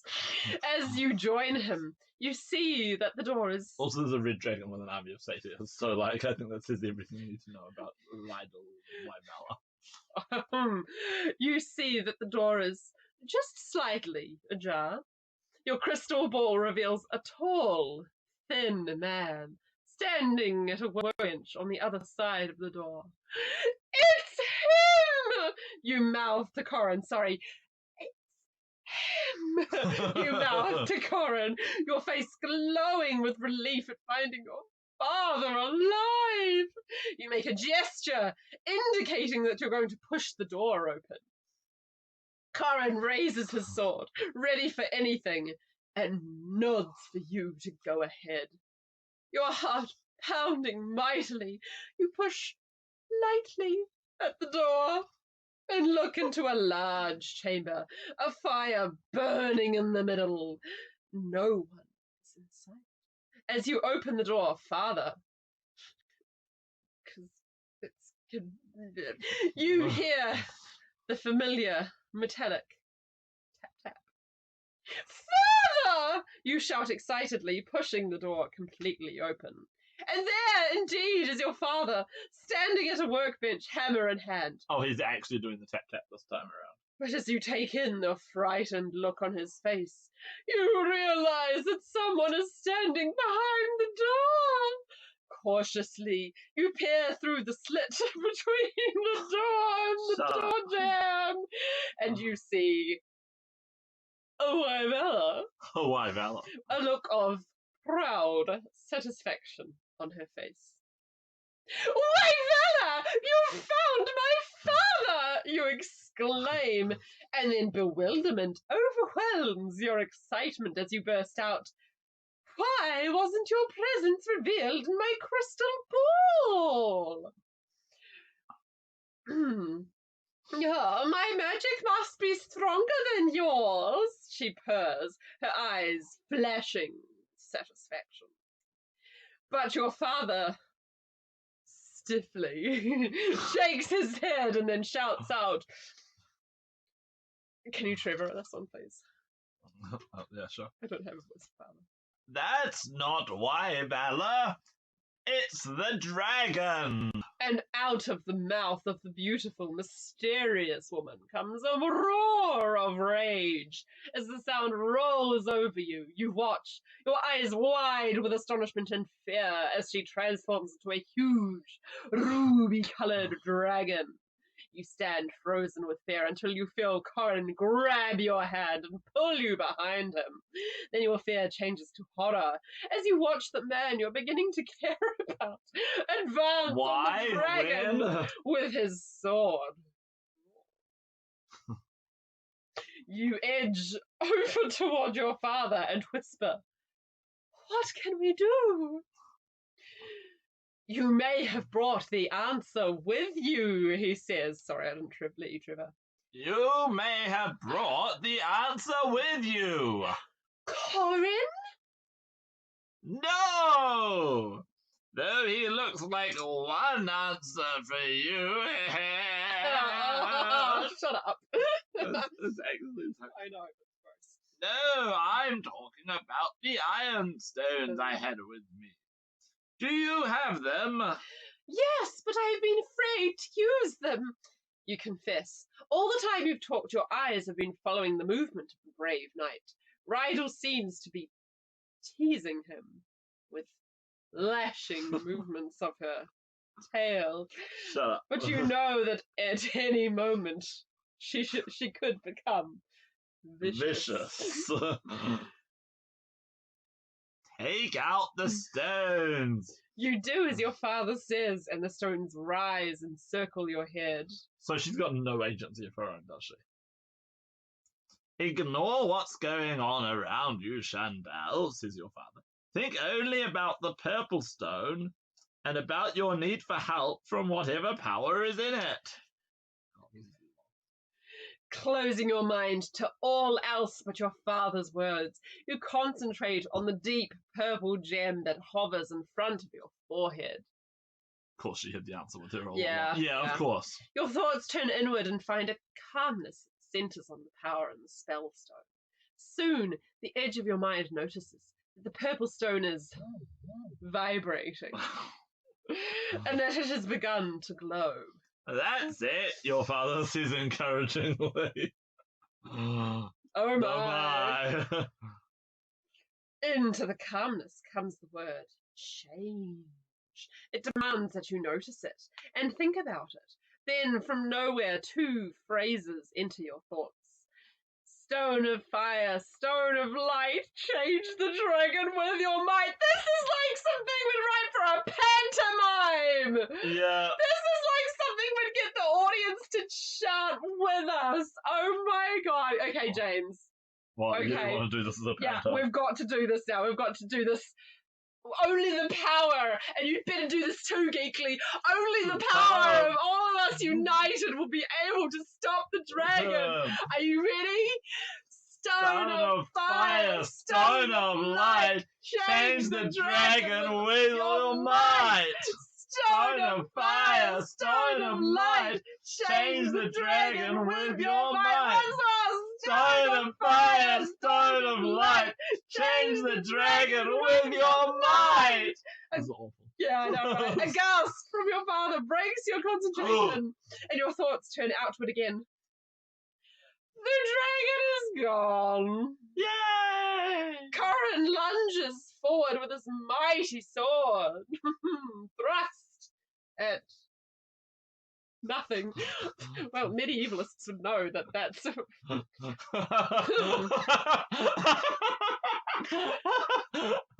Okay, that's the There's dirtiest, a sex joke for that's you the there. dirtiest thing so far. A look of astonishment crosses his face. I'm not surprised. She's gone! The dragon is gone! He exclaims. She has the Infinity Stones. She does too, doesn't she? She does have the Infinity Stones. Sorry, Trevor. Oh, no, she's not, says your father. Ah, Laughing? Look! Oh, and he points to the spot where Rydell had stood.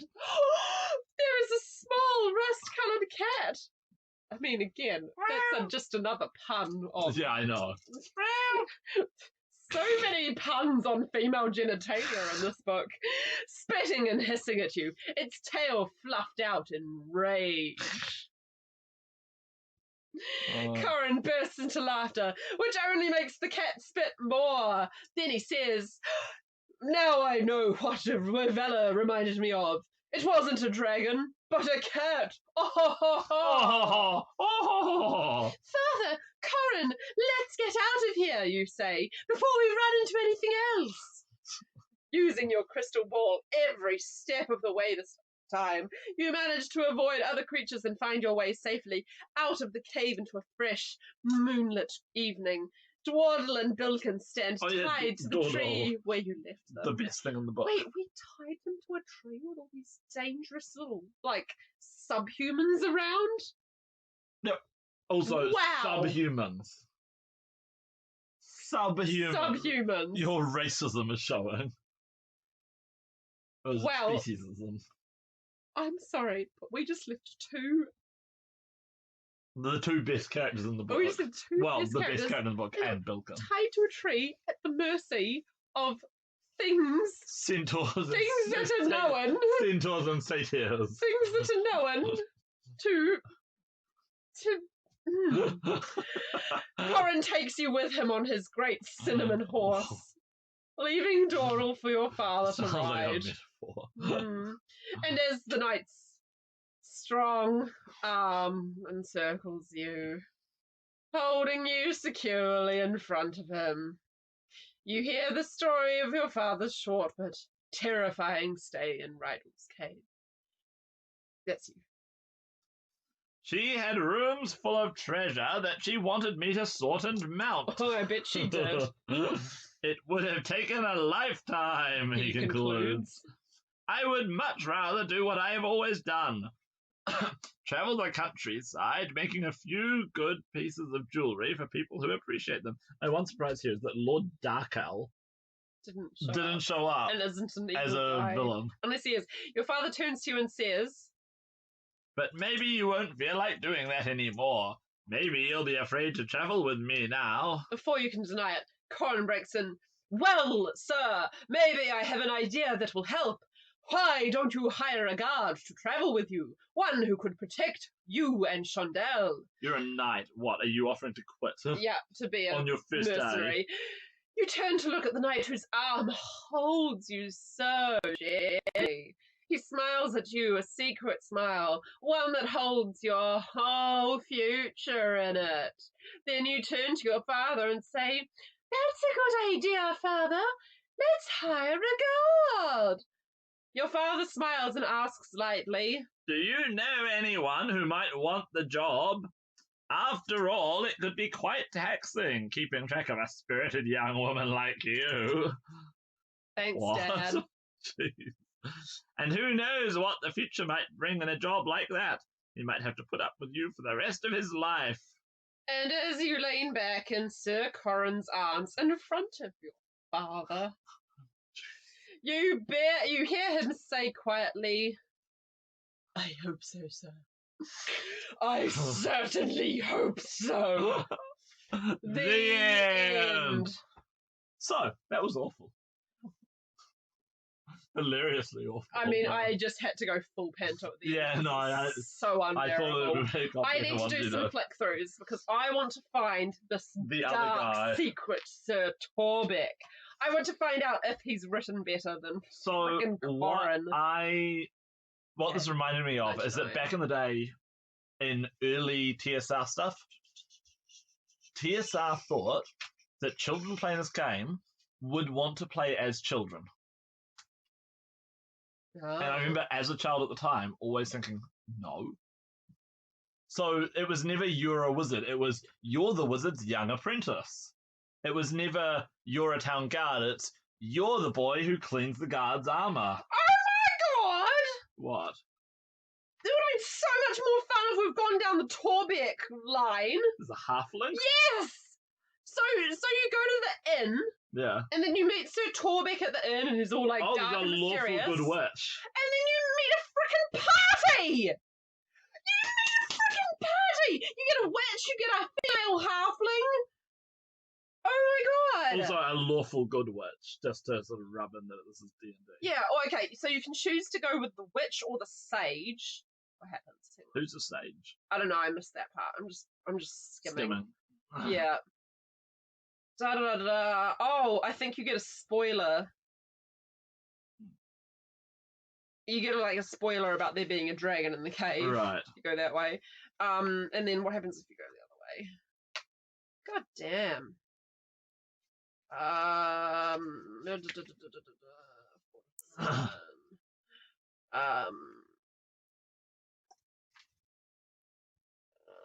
Oh yeah, you get another spoiler. If you go to the sage, you get a spoiler about the dragon too. And then there's a mermaid, apparently.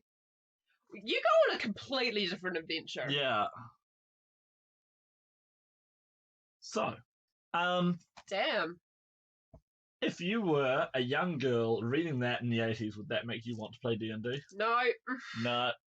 She had no agency. Yeah. I think if you took one of the actual Endless Quest books and you just changed the pronouns on it, that would make a girl want to play D&D. If it's like, you are the kick-ass explorer, you are the knight. Yeah, yeah. Not this, like, you are a nobody who has men do everything for her, and her daddy gives her the magic gems and then tells her how to use them. Although, honestly, the other route sounds like so much more fun, because you actually get chicks in your adventuring party. Yeah. And you go and visit, you get like, a mermaid. You go and visit some, you go and visit frickin' fortune tellers and stuff. Yeah. Much more fun than you just meet some guy in the woods and decide to marry him because he's the one guy you ran into. He's the only man you've ever met who's not related to you, so. You're like, you'll do, buddy. Disappointed. I almost feel like going down the other ones, but like I'm honestly so drained. Yeah, no, I think we're done. Like, crazy. Well, I don't know. Maybe we'll have to come back to this. We've still got these ones. Yeah, we've got another 3, and we've got the other path for that one that we never did. Honestly, I think with that one I might just read the other path rather than do a whole nother stream about what if you went the other way. Whatever. Yeah. Anyway. That's about 2 hours streaming. Yeah. It's not bad. And yeah, so there's it's been a long time. Bizarre piece of D&D history. Yeah.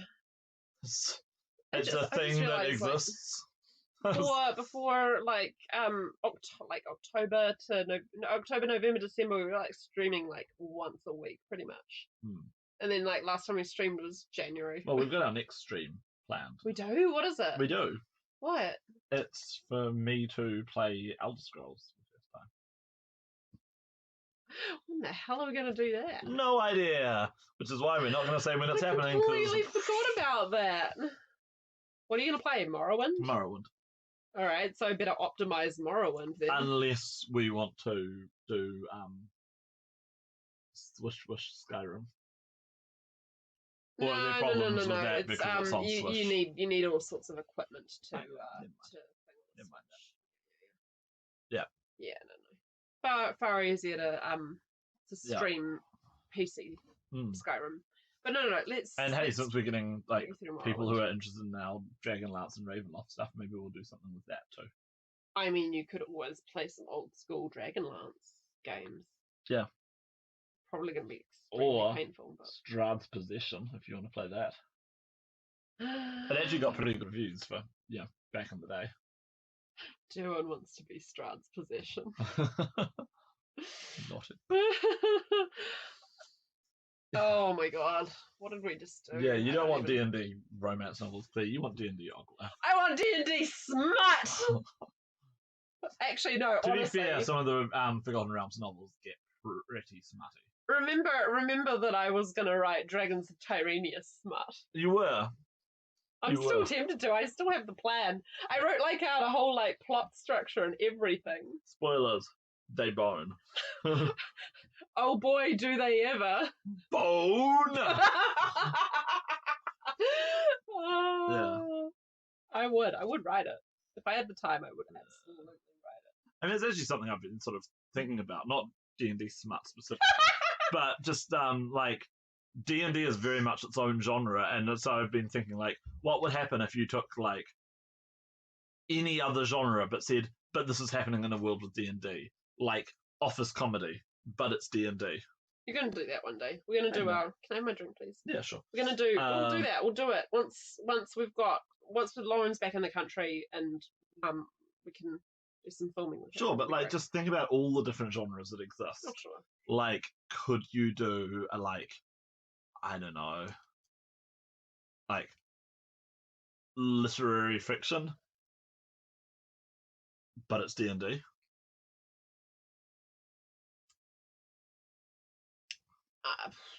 I mean, what defines literary fiction? Yeah. Yeah. Why?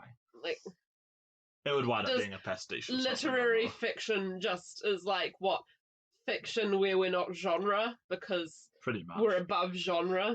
Though, I would actually argue that so many things that people say are genre transcend genre, and it's really so many just things that are this isn't genre. This is magical realism. It's that's fantasy. Yeah, exactly. Gabriel, it's just to up themselves. Garcia Marquez, 100 Years of Solitude, which I couldn't stand, but it does have people randomly turn into butterflies and stuff. It's fantasy.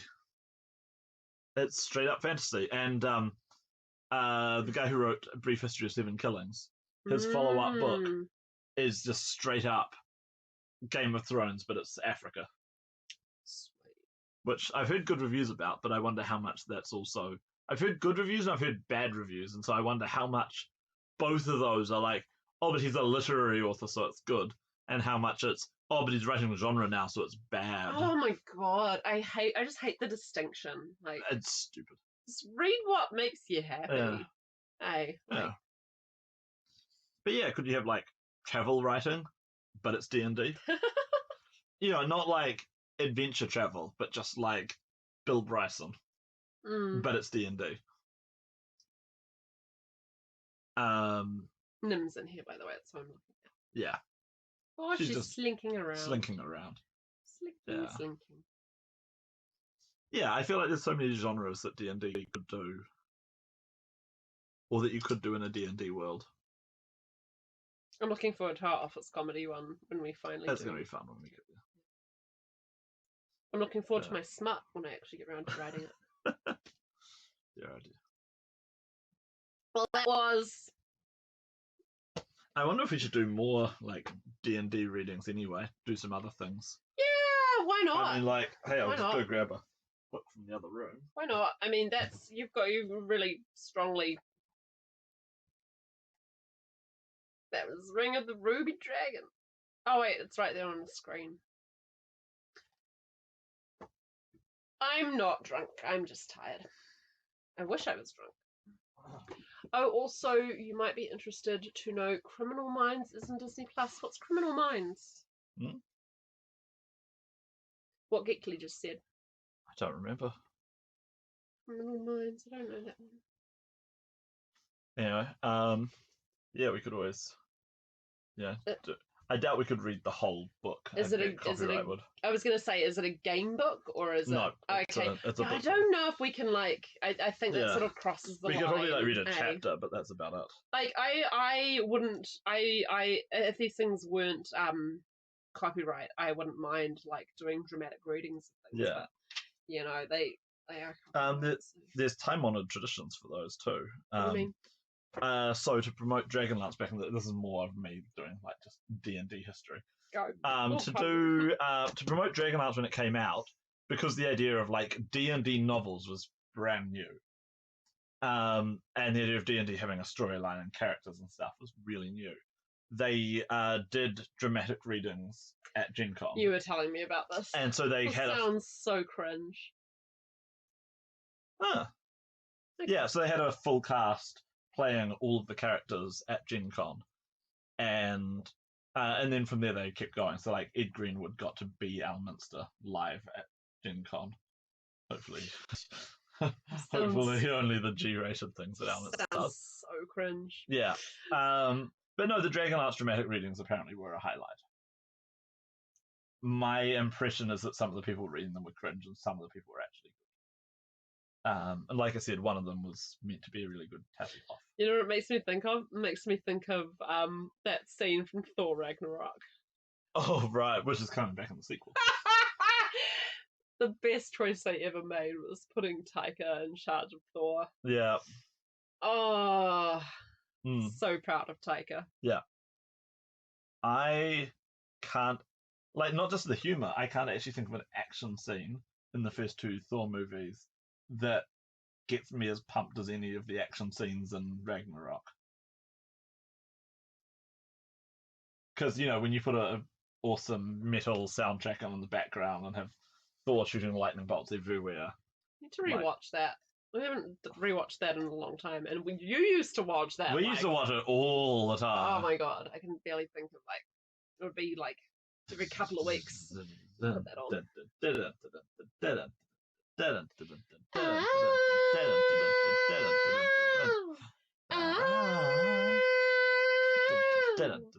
We're gonna get copyright struck.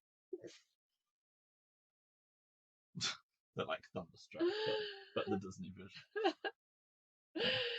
Oh, okay. Now we're just talking dumbass.